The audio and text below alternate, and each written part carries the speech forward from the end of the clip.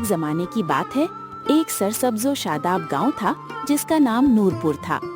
उस गांव के लोग बहुत सादा, मेहनती और एक दूसरे की मदद करने वाले थे। नूरपुर गांव में एक घर था जहां दो बहनें अपने वालिदैन के साथ रहती थी। बड़ी बहन का नाम सारा था और छोटी बहन का नाम आयशा था। दोनों बहनें एक ही घर में पली बड़ी, एक ही माँ बाप की औलाद थी, मगर उनकी सोच और आदतें जमीन आसमान का फर्क रखती थी। सारा बहुत खूबसूरत थी। अच्छी अच्छी चीजें पहनना उसे बहुत पसंद था। वो खुद को दूसरों से बेहतर समझती थी। अक्सर आईने के सामने खड़े होकर कहती, मैं सबसे अलग हूँ, मैं सबसे खूबसूरत हूँ, ये गांव वाले मेरे बराबर नहीं। अगर कोई गरीब औरत उससे बात करने आती तो सारा मुंह फेर लेती। अगर कोई मदद मांगता तो वो सख्त लहजे में कहती। आहिस्ता आहिस्ता गांव के लोग सारा से दूर होने लगे। दूसरी तरफ आयशा बहुत सादा थी। सादे कपड़े पहनती मगर दिल सोने जैसा था। वो सुबह सवेरे उठती, माँ के साथ घर के काम करती, फिर गांव में निकल जाती।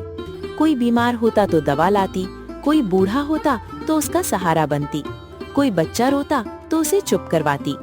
वो हमेशा कहती, इंसान का असल जेवर अच्छा दिल होता है। गांव के लोग आयशा को बेटी की तरह चाहते थे।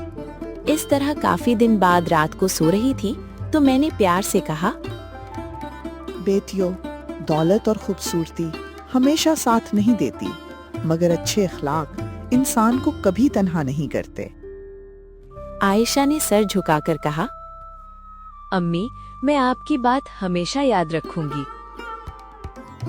मगर सारा हंसकर बोली, ये सब पुरानी बातें हैं अम्मी। आज के जमाने में ताकत और पैसा ही सब कुछ है। सारा की बातें सुनकर माँ की आंखों में आंसू आ गए। इसी तरह दिन गुजरते गए। आखिरकार गांव में एक बड़ा ऐलान हुआ। गांव में बारिशें ना होने की वजह से खेत सूख के पड़ रहे हैं। हमें जंगल के पास एक बड़ा तालाब है, सब चलना है और पानी भरना है। इस तरह खेत को पानी देंगे, वरना इस साल भूख से मर जाएंगे। जो पानी नहीं भरवाएगा उसे गांव से कुछ नहीं मिलेगा, वो अपना जिम्मेवार खुद होगा। सुबह सवेरे गांव में काम शुरू कर दिया गया। ये गांव के लिए एक इम्तिहान था। आयशा खुश हो गई और बोली, ये बहुत अच्छा मौका है सबकी खिदमत का। एक बूढ़ी औरत ने कहा, बेटी, तुम फरिश्ता हो। आयशा मुस्कुराकर बोली, नहीं अम्मा, मैं बस इंसान हूँ। उधर सारा ने कहा, मैं क्यों करूँ, मेरे पास टाइम नहीं है आयशा, तुम जाना, बस तुम करना, मैं काली हो जाऊंगी। वो बस सायादार जगह पर बैठी रही और लोगों को हुक्म देती रही। लोग आहिस्ता आहिस्ता उससे दूर हो गए। गांव के कोई लोग उसको मुंह नहीं लगाते। इस तरह वक्त गुजरता गया। अचानक गांव में तूफान आ गया। बारिश जोर जोर से होने लगी। बारिश लगातार 24 घंटे बरसने के बाद भी रुकने का नाम नहीं ले रही थी। तो आयशा ने पूरी बस्ती में कहा कि ये बारिश 1-2 हफ्ते नहीं रुकेगी। अच्छा है हमें सारे झोपड़ियां छोड़कर पास की पुरानी स्कूल में ठहरते हैं, वरना हम भी डूब मर जाएंगे। तो आयशा सबको हौसला देते हुए बोलती है, घबराओ मत, ये बारिश आखिरकार सुबह रुक जाएगी। अब हवा जोर जोर से चल रही है, सर्दी भी बहुत तेज हो गई है, बच्चों को सर्दी लग रही है, यहाँ रुकना सही नहीं है। चलो हम पुरानी हवेली में आज रात गुजारते हैं, वरना यहाँ रहेंगे तो ठंड में मर जाएंगे। तो सब गांव वाले आयशा की बात को मानकर उस हवेली में चले जाते हैं। हवेली बहुत बड़ी थी और उसमें ठंड भी नहीं लग रही थी। सब गांव वाले वहां जाकर रात सुकून से गुजारने लगे। गांव वालों ने आयशा को कहा, तुम्हारी वजह से आज हम जिंदा हैं और महफूज हैं। अगर तुम ना होती तो हम आज पता कहाँ होता।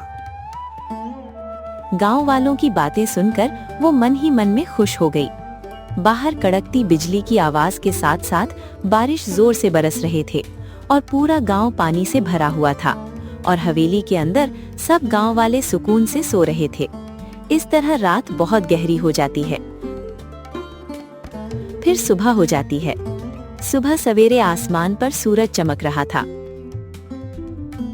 उन्होंने आयशा का नाम लिया और कहा, ये लड़की हमारे गांव की शान है, उसकी वजह से हमने इस काम को अंजाम दिया। गांव की बुजुर्गों ने आयशा के सर पर हाथ रखा। बच्चों ने जोर जोर से तालियां बजाईं। ये सारा मंजर देखकर सारा का गुरूर टूट गया। वो अपनी गलतियों की वजह से मन ही मन में शर्मिंदा हुई। शाम को सारा आयशा के पास आई। आंखों में आंसू थे। मुझे माफ कर दो, मैं गलत थी। मैंने आप सबका दिल दुखाया है। आयशा ने सारा का हाथ पकड़ लिया और बोला, गलती मान लेना ही असल बहादुरी है। गलती मान लेना ही असल बहादुरी है। सारा ने अपनी जिंदगी बदलने का फैसला किया। वो भी लोगों की मदद करने लगी। आहिस्ता आहिस्ता गांव वालों ने उसे भी कबूल कर लिया। पूरे गांव वाले अब गांव का कोई भी मसला होता तो उनके पास लाते। अब दोनों बहनें खुशी खुशी रहने लगे। इस कहानी से ये सबक मिलता है कि घमंड इंसान को तन्हा कर देता है और नेकी इंसान को सबका बना देती है।